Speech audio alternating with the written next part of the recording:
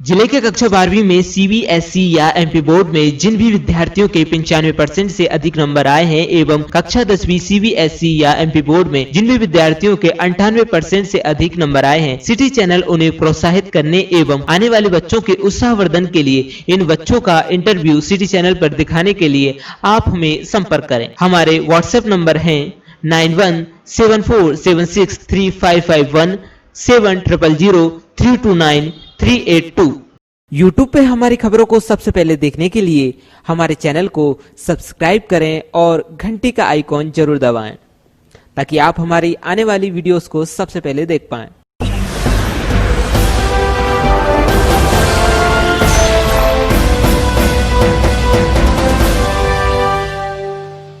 दर्शकों नमस्कार, आप देख रहे हैं सोनाली सिटी चैनल गुना। मैं हूं आपके साथ कैलाश पुष्पा। आज की प्रमुख खबरों पर नजर डालने से पहले एक नजर डालते हैं आज की सभी हेडलाइंस पर।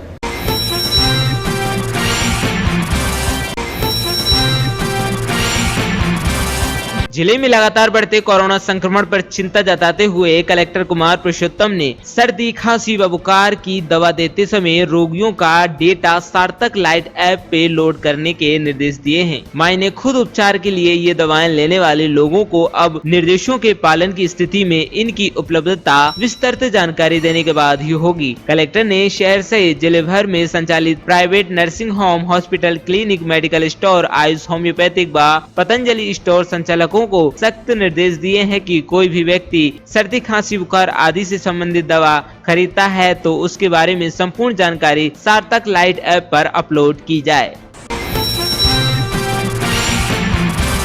गुना जिले के धरनावदा थाना क्षेत्र अंतर्गत ग्राम इमलिया में एक कार्यक्रम के दौरान की गई हर्ष फायरिंग में एक अबोध बच्चे की गोली लगने से हुई मौत। ग्राम इमलिया में शिवराम यादव के घर बच्चे के जन्मदिन का जलसा था, जिसमें उनके रिश्तेदार का बेटा 7 वर्षीय कान्हा भी शामिल था। इस दौरान कार्यक्रम में शामिल गांव के ही गिरिराज शर्मा ने हर्ष फायरिंग की, जिससे गोली चलने पर कान्हा के सिर में जा लगी। मौके से फरार होने के बाद आरोपी को 24 घंटे के भीतर आरोपी को किया गया गिरफ्तार। मध्य प्रदेश के राज्यपाल लालजी टंडन के निधन के बाद मध्य प्रदेश में 5 दिन का राजकीय शोक किया गया घोषित। बावड़ थाना क्षेत्र अंतर्गत ग्राम खड़ेला के खेत में 52 पत्तों का खेल खेलते 7 जुआरी पुलिस के शिकंजे में आए, जिनमें से पुलिस ने ताश की गड्डी एवं 32,700 रुपए किए बरामद। ओवरब्रिज का काम जल्द होगा शुरू, विधायक ने की पहल। रोटियाई की ओर जाने वाले ओवरब्रिज लंबे समय से बनवे चल रहा है और इसकी मरम्मत का काम धीमी गति से चल रहा है। शहरवासियों की समस्या को देखते हुए विधायक गोपीलाल जाटव ने यह मामला यातायात समिति की बैठक में उठाकर काम शीघ्र पूरा करने की बात कही। पूर्व मुख्यमंत्री राज्यसभा सांसद दिग्विजय सिंह आज गोविंदपुरा विधानसभा क्षेत्र के हलवाई कारीगर महासंघ के कार्यक्रम में सम्मिलित हुए। दिग्विजय सिंह ने कहा कि मैं राज्यसभा में मध्य प्रदेश में बढ़े हुए बिजली बिल का मुद्दा उठाऊंगा एवं सरकार से जवाब मांगूंगा। दिग्विजय सिंह ने कहा कि सभी हलवाई परिवार जिनके पास राशन कार्ड नहीं है, उनको आगामी 3 दिन में मेरी ओर से राशन वितरण किया जाएगा। आज कोरोना की 77 रिपोर्ट हुई प्राप्त, 77 रिपोर्ट ही आई नेगेटिव। भारतीय जनता पार्टी चुनाव कार्यालय पर सोमवार को कांग्रेस के 3 दर्जन से अधिक कार्यकर्ताओं ने भाजपा की सदस्यता ग्रहण की। इस मौके पर जिला अध्यक्ष गजेंद्र सिंह सिकरवार, विधायक गोपीलाल जाटव, पूर्व नगर पालिका अध्यक्ष देवेंद्र गुप्ता, नगर पालिका के पूर्व नेता प्रतिपक्ष रविंद्र रघुवंशी, आलोक विजयवर्गीय, संजय देशमुख सहित कई वरिष्ठ नेता मौजूद रहे। कांग्रेस के प्रदेश अध्यक्ष कमलनाथ ने आने वाले विधानसभा उपचुनाव के प्रचार प्रसार के लिए संबंधित समन्वयक नियुक्त किए हैं, जिसमें गुना के लिए जगदीश गरासिया को समन्वयक बनाया है।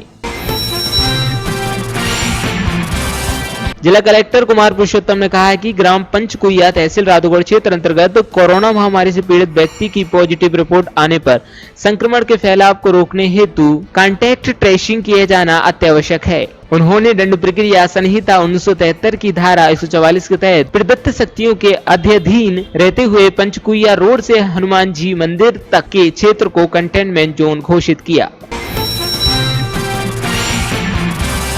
जिला कलेक्टर कुमार पुरुषोत्तम ने नागरिकों से आग्रह किया है कि सभी मास्क का उपयोग करें, उचित दूरी बनाए रखें। सभी दुकानदार आने वाले ग्राहकों को मास्क लगाने के लिए प्रेरित करें व खुद भी मास्क का उपयोग करें। नियमों का पालन न करने वाले लोगों पर कार्रवाई की जाएगी।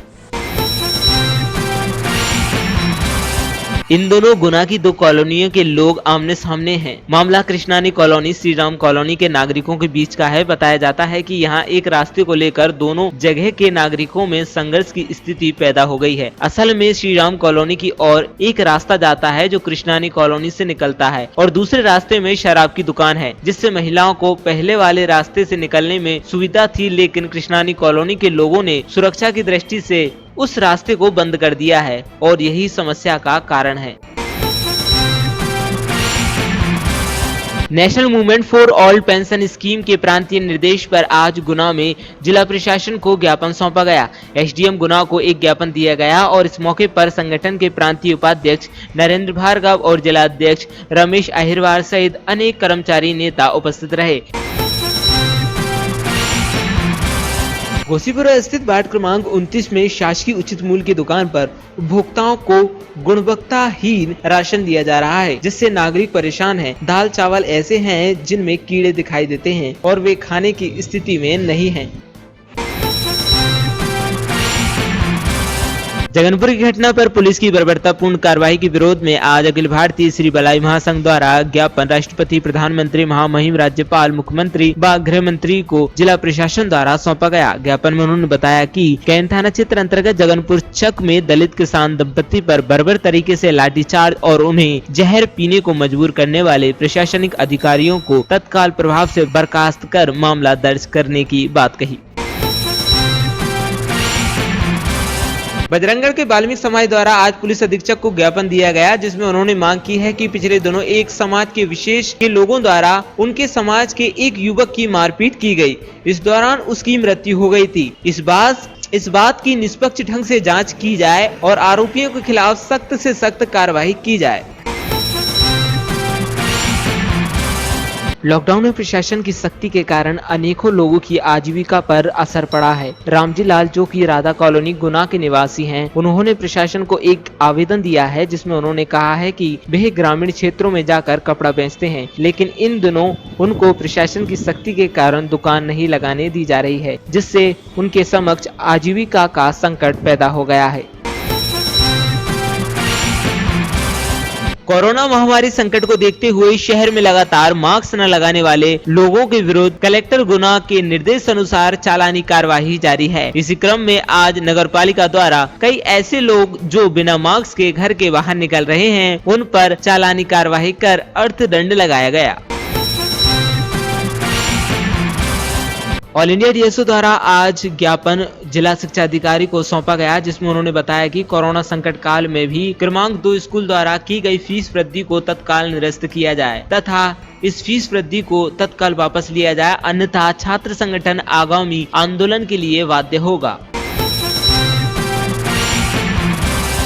कलेक्टर पुरुषोत्तम ने कहा है कि प्रायः देखा जा रहा है कि प्रत्येक मंगलवार को कलेक्ट्रेट एवं अन्य शासकीय कार्यालयों में बहुत अधिक संख्या में आवेदक अपने आवेदन एवं शिकायती पत्र लेकर आते हैं। इसे देखते हुए उन्होंने कोरोना वायरस के मद्देनजर कलेक्ट्रेट में मुख्य द्वार पर जन सुनवाई आवेदन हेतु एक बॉक्स रखवाया है। इस आशय की जानकारी में डिप्टी कलेक्टर सोनम जैन ने बताया कि इस बॉक्स में आवेदक अपने आवेदन डालेंगे, उसके पश्चात इन आवेदनों पर पूर्व की भांति नियम अनुसार कार्यवाही की जाएगी।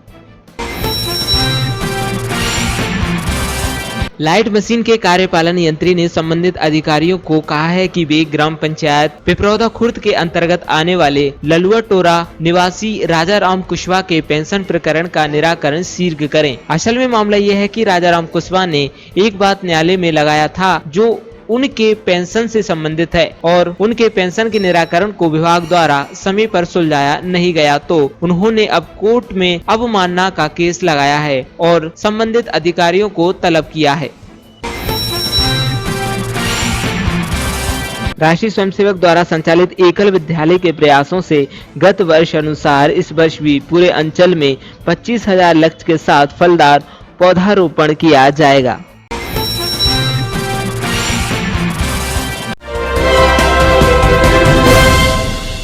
जिले में लगातार बढ़ते कोरोना संक्रमण पर चिंता जताते हुए कलेक्टर कुमार पुरुषोत्तम ने सर्दी, खांसी व बुखार की दवा देते समय रोगियों का डेटा सार्थक लाइट ऐप पे लोड करने के निर्देश दिए हैं। मायने खुद उपचार के लिए ये दवाएं लेने वाले लोगों को अब निर्देशों के पालन की स्थिति में इनकी उपलब्धता विस्तृत जानकारी देने के बाद ही होगी। कलेक्टर ने शहर सहित जिले भर में संचालित private nursing home, hospital, clinic, medical store, Ayush, homeopathic व पतंजलि स्टोर संचालकों को सख्त निर्देश दिए हैं कि कोई भी व्यक्ति सर्दी, खांसी, बुखार आदि से संबंधित दवा खरीदता है तो उसके बारे में संपूर्ण जानकारी सार्थक लाइट ऐप पर अपलोड की जाए।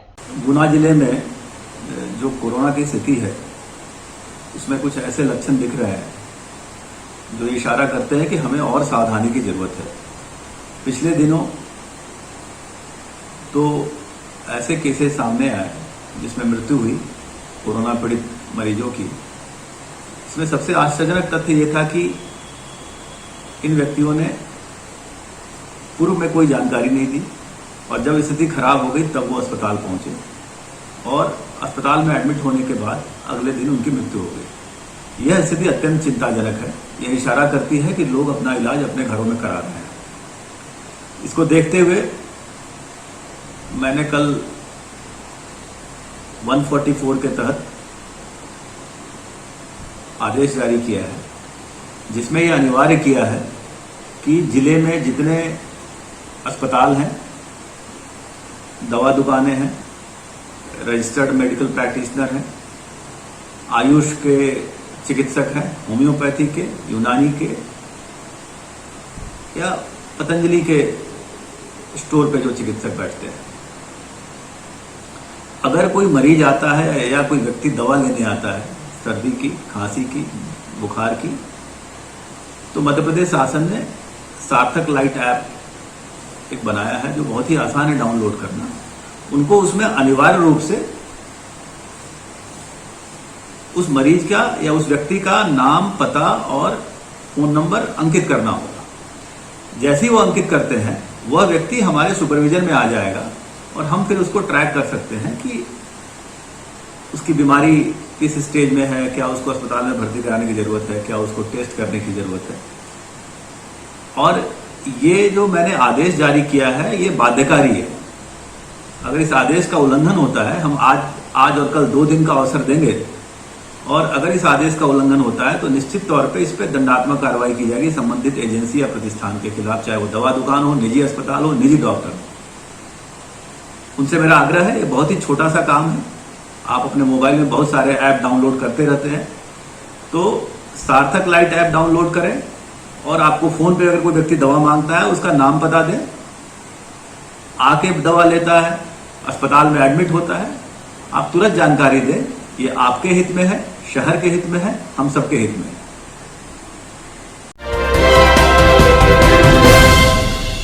गुना जिले के धन्नावदा थाना क्षेत्र अंतर्गत ग्राम इमलिया में एक कार्यक्रम के दौरान की गई हर्ष फायरिंग में एक अबोध बच्चे की गोली लगने से हुई मौत। ग्राम इमलिया में शिवराम यादव के घर बच्चे के जन्मदिन का जलसा था जिसमें उनके रिश्तेदार का बेटा 7 वर्षीय कान्हा भी शामिल था। इस दौरान कार्यक्रम में शामिल गांव के ही गिरिराज शर्मा ने हर्ष फायरिंग की जिससे गोली चलने पर कान्हा के सिर में जा लगी। मौके से फरार होने के बाद आरोपी को 24 घंटे के भीतर आरोपी को किया गया गिरफ्तार। आज जो एक शिवराम यादव है उनके यहाँ एक बच्चे का कार्यक्रम था। कार्यक्रम के दौरान आज करीब रात 9 बजे के समय की बात होगी। उनके रिश्तेदार हैं एक सोनू, उनका जो बच्चा है कानू कन्हैया जिसकी उम्र करीब 7 से 8 वर्ष है, वो अपने बच्चे के साथ इस कार्यक्रम में शामिल हुए थे। उसी दौरान उन्हीं के गांव में जो पड़ोस में रहने वाला है गिरिराज शर्मा, वो भी उस कार्यक्रम में आया और उसके हाथ में एक 12 बोर की बंदूक थी जैसा इनके घर वालों द्वारा बताया गया है और उस बंदूक से उसके द्वारा फायर किया गया। फायर जो है वो गद्दी से काना जो बच्चा है उसके सर में गोली लग गई और जो घायल हो गया था, फिर अस्पताल में इलाज के दौरान लाते समय उसकी जो है मृत्यु हो गई है। आरोपी के विरुद्ध प्रकरण पंजीबद्ध कर जाँच की है। पूर्व मुख्यमंत्री राज्यसभा सांसद दिग्विजय सिंह आज गोविंदपुरा विधानसभा क्षेत्र के हलवाई कारीगर महासंघ के कार्यक्रम में सम्मिलित हुए। दिग्विजय सिंह ने कहा कि मैं राज्यसभा में मध्य प्रदेश में बढ़े हुए बिजली बिल का मुद्दा उठाऊंगा एवं सरकार से जवाब मांगूंगा। दिग्विजय सिंह ने कहा कि सभी हलवाई परिवार जिनके पास राशन कार्ड नहीं है उनको आगामी 3 दिन में मेरी ओर से राशन वितरण किया जाएगा। बहुत बहुत धन्यवाद। आदरणीय भाई रविंद्र साहू जी। होना ही चाहिए। पिछले महीना हमने 3 महीने का भरा था 2100, और फिर 2000 आ गया। अब हम कहाँ से दें? काम धंधा लड़के बच्चे हम कर नहीं रहे, कहाँ से दें हम बिल? कांग्रेस के राज में बिजली का बिल कितना आता था? पहले हमारा 200 आता था, 300 आता था, बहुत 500 आता था। अब 2100 आया है 2 महीना 3 महीने का, और हमने भरिया है और अब फिर आ गया 2000। अब हम कहाँ से भरे बिल? ठीक बात। बच्चे काम कर नहीं रहे, ठीक, और हम भी नहीं कर रहे हैं, कहाँ से करें हम? आदरणीय रविंद्र साहू जी, श्री चंद्र राठौर जी, राजेश साहू जी, मनजीत सिंह जी, शंकर लाल, आप लोग जरा बैठ जाइए ना। सब लोग बैठ के ले लो।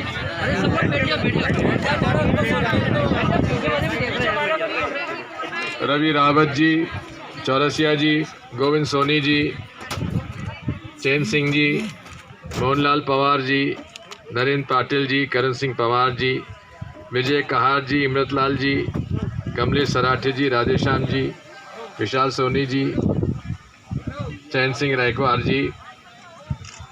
मैं आभारी हूँ भाई साहू जी को और सोनी जी का, जिन्होंने मुझे आप लोगों के बीच में आने का मौका दिया। जब लोकसभा चुनाव हो रहे थे तब कांग्रेस पार्टी ने वादा किया था कि अगर सरकार हमारी बनती है। जगनपुर की घटना पर पुलिस की बर्बरतापूर्ण कार्रवाई के विरोध में आज अखिल भारतीय श्री बलाई महासंघ द्वारा ज्ञापन राष्ट्रपति, प्रधानमंत्री, महामहिम, राज्यपाल, मुख्यमंत्री व गृह मंत्री को जिला प्रशासन द्वारा सौंपा गया। ज्ञापन में उन्होंने बताया कि कैन थाना क्षेत्र अंतर्गत जगनपुर चक में दलित किसान दंपति पर बर्बर तरीके से लाठीचार्ज और उन्हें जहर पीने को मजबूर करने वाले प्रशासनिक अधिकारियों को तत्काल प्रभाव से बर्खास्त कर मामला दर्ज करने की बात कही। गुना जिले के जनकपुर चक और कैंट थाना अंतर्गत दलित परिवार राजकुमार अहिरवार तथा उनकी पत्नी सावित्रीबाई अहिरवार, उनके छोटे भाई शिशुपाल अहिरवार के साथ में जो पुलिस कर्मियों के द्वारा बर्बरतापूर्वक जो पिटाई कांड किया गया है, पिटाई की गई है, उससे ऐसा प्रतीत होता है कि इंसानियत को शर्मसार कर दिया गया, मानवता को छिन्न भिन्न कर दिया गया। ऐसा लग रहा है किसी आतंकवादी की पिटाई हो रही है, ऐसा लग रहा है किसी देशद्रोही की पिटाई हो रही है। एक गरीब आदमी, इस देश में जन्मा हुआ व्यक्ति, इस देश का मूल निवासी अपने यहाँ पर ज़मीन पर खेती नहीं करेगा तो कहाँ जाएगा? यदि ज़मीन का कोई विषय था तो न्यायिक तरीके से न्यायिक प्रक्रिया से उसे हल किया जा सकता था, किंतु जिस तरह की मारपीट की गई है, उनकी पत्नी को अर्धनग्न कर दिया गया, ऊपर का ब्लाउज फाड़ दिया गया, यह बेहद ही शर्मनाक है। ऐसी स्थिति जो जिन पुलिसकर्मियों के द्वारा की गई है, उन पुलिसकर्मियों पर सख्त से सख्त कार्रवाई हो।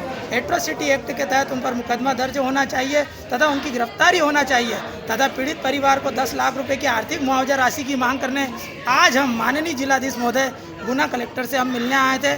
हमने उन्हें ज्ञापन देकर प्रेषित किया है कि संपूर्ण दलित समाज, संपूर्ण वाल्मीकि समाज, रविदास समाज, बलाई समाज पीड़ित परिवार के साथ में खड़ा है। कंधे से कंधा मिलाकर हम उसके न्याय के लिए अंतिम सांस तक लड़ेंगे।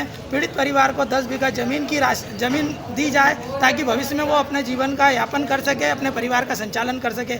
ऐसे मांगे अखिल भारतीय बलाई महासंघ के तत्वाधान में समस्त पदाधिकारियों के द्वारा माननीय जिलाधीश महोदय से की गई है मांग। उन्होंने हमें आश्वस्त किया है कि हमारी मांगों को गौर फरमाएंगे। बहुत बहुत धन्यवाद। मैं मनोज परमार, राष्ट्रीय अध्यक्ष अखिल भारतीय बलाई महासंघ। कोरोना महामारी संकट को देखते हुए शहर में लगातार मास्क न लगाने वाले लोगों के विरुद्ध कलेक्टर गुना के निर्देश अनुसार चालानी कार्यवाही जारी है। इसी क्रम में आज नगरपालिका द्वारा कई ऐसे लोग जो बिना मास्क के घर के बाहर निकल रहे हैं, उन पर चालानी कार्यवाही कर अर्थदंड लगाया गया। किन कारणों से हो रही है? इस शहर में जो महामारी का संक्रमण बढ़ता जा रहा है, उसको कलेक्टर साहब के आदेशानुसार जो व्यक्ति बिना मास्क के शहर में घूम रहे हैं बिना कारण, उन लोगों को 100 रुपये का अर्थदंड लगाकर उनके ऊपर चालानी कार्रवाई की जा रही है और साथ में समझाइश भी दी जा रही है कि जब भी घर से निकले तो मास्क लगाकर ही निकलें, बिना मास्क लगाए घर से नहीं निकलना है। अभी तक कितने चालान बने? अभी तक सुबह से 60 चालान अभी तक मैं बना चुका हूँ। आपका नाम? मेरा नाम ब्रजमोहन खरे, नगर पालिका गुना। इन दोनों गुना की दो कॉलोनियों के लोग आमने सामने हैं। मामला कृष्णानी कॉलोनी श्री राम कॉलोनी के नागरिकों के बीच का है। बताया जाता है कि यहाँ एक रास्ते को लेकर दोनों जगह के नागरिकों में संघर्ष की स्थिति पैदा हो गई है। असल में श्री राम कॉलोनी की ओर एक रास्ता जाता है जो कृष्णानी कॉलोनी से निकलता है और दूसरे रास्ते में शराब की दुकान है, जिससे महिलाओं को पहले वाले रास्ते से निकलने में सुविधा थी, लेकिन कृष्णानी कॉलोनी के लोगों ने सुरक्षा की दृष्टि से उस रास्ते को बंद कर दिया है और यही समस्या का कारण है। जी, आपका नाम? तरुण भार्गव। कहाँ से आए? श्री राम कॉलोनी। बताएं क्या समस्या लेते हैं? समस्या ये आ रही है, हम श्री राम कॉलोनी निवासी हैं। श्री राम कॉलोनी से एक रास्ता कृष्णानी कॉलोनी होते हुए मुख्य मार्ग पर गया है। इस पर कृष्णानी कॉलोनी वासियों द्वारा अवैध कब्जा कर लिया गया है और रास्ते को बंद कर दिया गया है, जिसके कारण आम जन को आने जाने में बहुत समस्याओं उठानी पड़ रही है। दूसरा रास्ता श्री राम कॉलोनी होते हुए जाता है, जिस पे रास्ते में कलारी पड़ती है। कलारी के कारण महिलाओं को वो रास्ता उचित नहीं लगता। ये दूसरा रास्ता जो उचित लगता था, उस रास्ते को अवैध कब्जा करके बंद कर दिया गया है, जिसके कारण सभी कॉलोनी वासियों को समस्या उठानी पड़ रही है। आप लोग क्या मांग कर रहे हैं? क्या मांग कर रहे हैं? हम लोगों की मांग है कि उस रास्ते को खुलवाया जाए, जिससे आम जन को आने जाने में कोई परेशानी ना हो, क्योंकि रास्ता शासकीय भूमि पर बना हुआ है। शासकीय नगर पालिका क्षेत्र के अंतर्गत रास्ता आता है।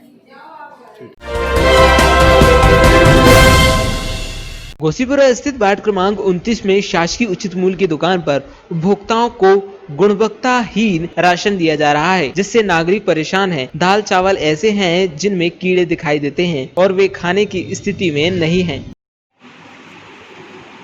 मैं आज वार्ड क्रमांक 29 घोसीपुरा में जो कंट्रोल स्थित है उसका उपभोक्ता हूं। मेरा नाम ओम प्रकाश पंत है। मैं आज राशन लेने गया था तो उसमें चावल बेहद ही सड़ा हुआ था और दाल भी घुनी हुई थी। चावल तो इस तरीके का है कि उसको शायद जानवर भी ना खाएं। पता नहीं ये लोग ऐसे कैसे ऐसे सामान लोगों को बांट देते हैं जिनमें उनको शायद बहुत सी समस्याएं आती होंगी। तो मैं आपके माध्यम से बताना चाह रहा हूं कि इस तरीके का राशन गरीब लोगों को ना दिया जाए, ना मिले। इससे हमें बहुत परेशानी होती है।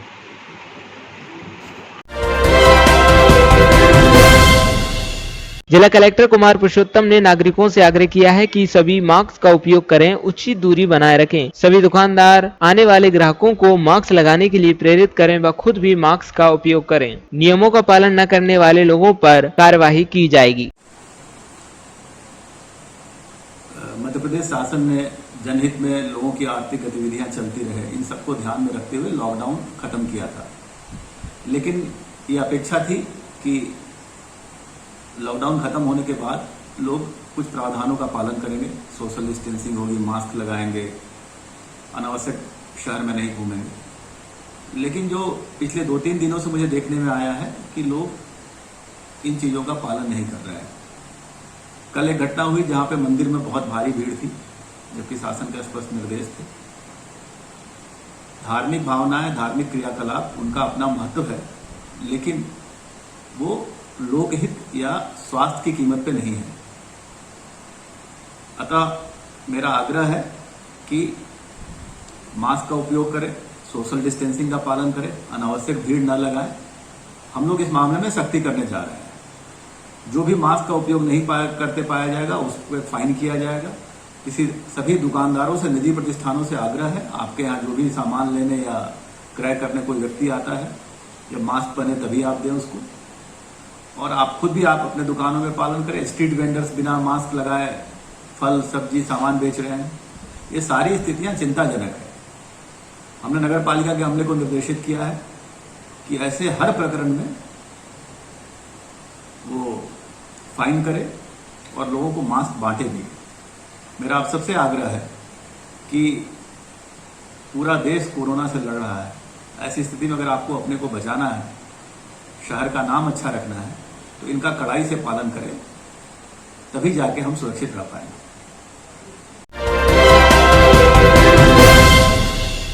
ऑल इंडिया डीएसओ द्वारा आज ज्ञापन जिला शिक्षा अधिकारी को सौंपा गया, जिसमें उन्होंने बताया कि कोरोना संकट काल में भी क्रमांक 2 स्कूल द्वारा की गई फीस वृद्धि को तत्काल निरस्त किया जाए तथा इस फीस वृद्धि को तत्काल वापस लिया जाए, अन्यथा छात्र संगठन आगामी आंदोलन के लिए बाध्य होगा। आज छात्र संगठन ऑल इंडिया डीएसओ की तरफ से हम लोगों ने यहाँ जिला शिक्षा अधिकारी को ज्ञापन सौंपा है। ये ज्ञापन विगत दिनों जो क्रमांक 2 स्कूल की प्रवेश फीस में वृद्धि की गई है उसको लेकर है। कोरोना के टाइम में किसी भी स्कूल का 1 रुपये फीस बढ़ाना भी गलत और अमानवीय है, मानवता के खिलाफ है। इन सब के बावजूद जो शासकीय उच्चतर माध्यमिक विद्यालय क्रमांक 2 स्कूल यहाँ का है, उसने 9th, 10th, 11th की प्रवेश फीस में 200 रुपये और 12th की प्रवेश फीस में 250 रुपये की वृद्धि की है। इसको लेकर छात्र आपत्ति दर्ज करा चुके हैं, स्कूल प्रशासन को बात कर चुके हैं, लेकिन पिछले 5 दिन हो गए हैं, उन्होंने कोई रिएक्शन इस पर नहीं लिया है।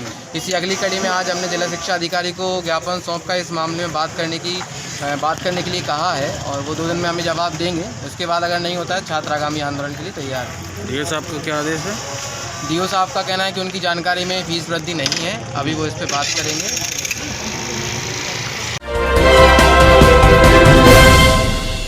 लॉकडाउन में प्रशासन की सख्ती के कारण अनेकों लोगों की आजीविका पर असर पड़ा है। रामजी लाल, जो कि राधा कॉलोनी गुना के निवासी हैं, उन्होंने प्रशासन को एक आवेदन दिया है, जिसमें उन्होंने कहा है कि वह ग्रामीण क्षेत्रों में जाकर कपड़ा बेचते हैं, लेकिन इन दिनों उनको प्रशासन की सख्ती के कारण दुकान नहीं लगाने दी जा रही है, जिससे उनके समक्ष आजीविका का संकट पैदा हो गया है।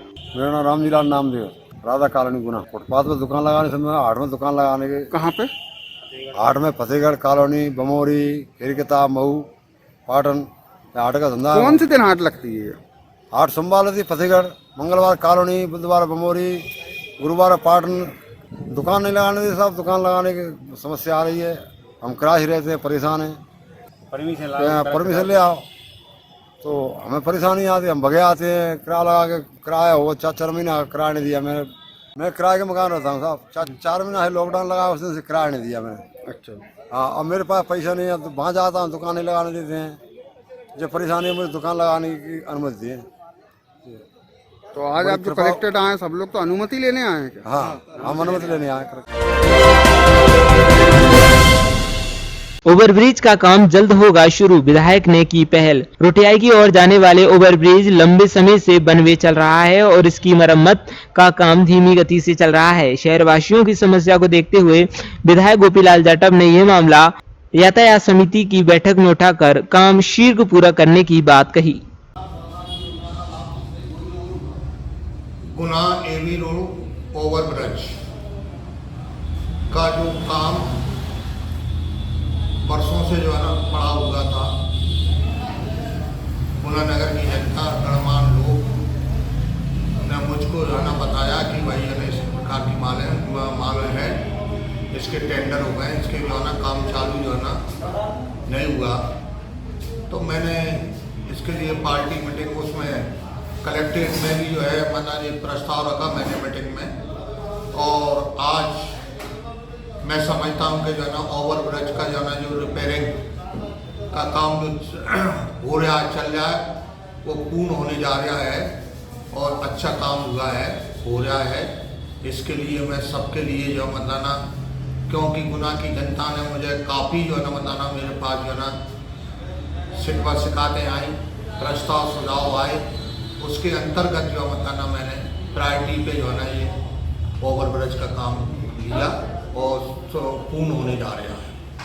National movement for all pension scheme के प्रांतीय निर्देश पर आज गुना में जिला प्रशासन को ज्ञापन सौंपा गया। एसडीएम गुना को एक ज्ञापन दिया गया और इस मौके पर संगठन के प्रांतीय उपाध्यक्ष नरेंद्र भार्गव और जिला अध्यक्ष रमेश अहिरवार सहित अनेक कर्मचारी नेता उपस्थित रहे।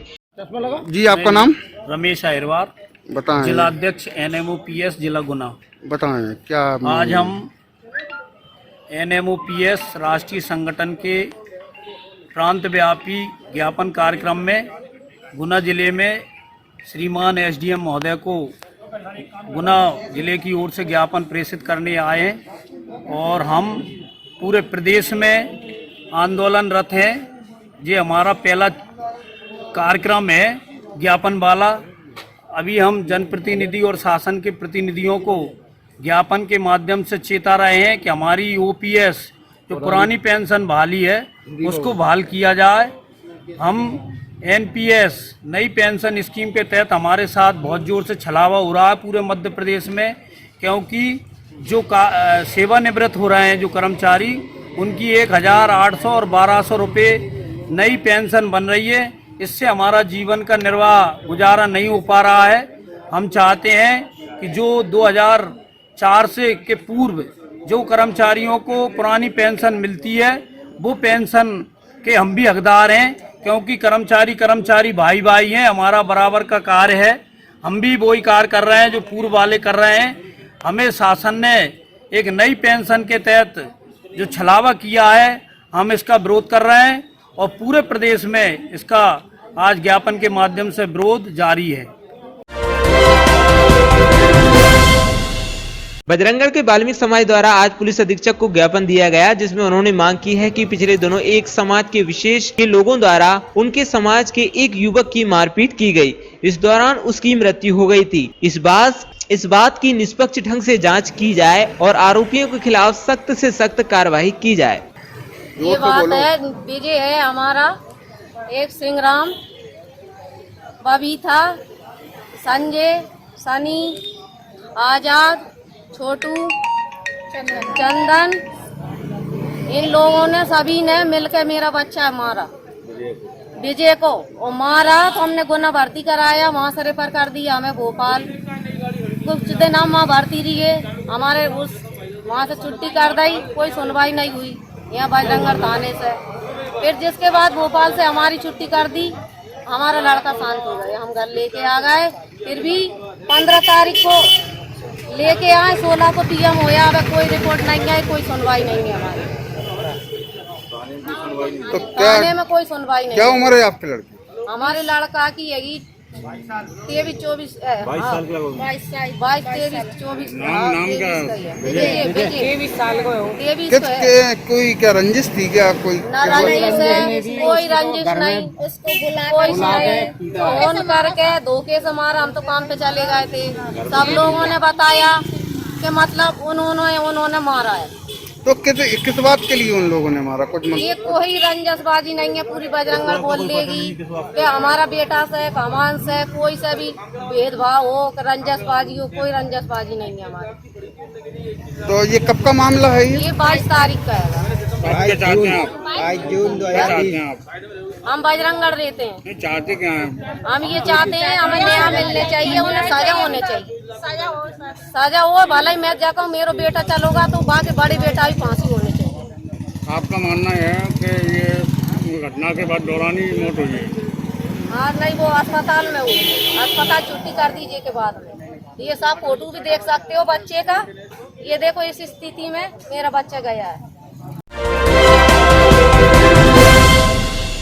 लाइट मशीन के कार्यपालन यंत्री ने संबंधित अधिकारियों को कहा है कि वे ग्राम पंचायत पिपरौदा खुर्द के अंतर्गत आने वाले ललुआ टोरा निवासी राजाराम कुशवाहा के पेंशन प्रकरण का निराकरण शीघ्र करें। असल में मामला यह है कि राजाराम कुशवाहा ने एक बात न्यायालय में लगाया था जो उनके पेंशन से संबंधित है और उनके पेंशन के निराकरण को विभाग द्वारा समय पर सुलझाया नहीं गया, तो उन्होंने अब कोर्ट में अवमानना का केस लगाया है और संबंधित अधिकारियों को तलब किया है। आपका नाम? राजाराम कुशवाहा। जोर से। राजाराम कुशवाहा। कहाँ रहते हैं आप? ग्वालियर जिले में। अभी कहाँ रह रहे हैं? अभी मैं ही रह रहा हूँ जी। अब आप आगे के अपना खर्चा कैसे चलाएंगे? आगे जो इनने मुझे पैसा दिया था वो तो मेरा बराबर हो चुका। अब मेरे पास तो एक ही जरिया रह गया है कि तुम और से मांग के ना अपना जो गुजारा करना है। जब तक अगर इनने नहीं दिया तो अगर देते हैं तो उससे भी चल जाएगा, और नहीं देते तो फिर मुझे भीख मांगना ही है।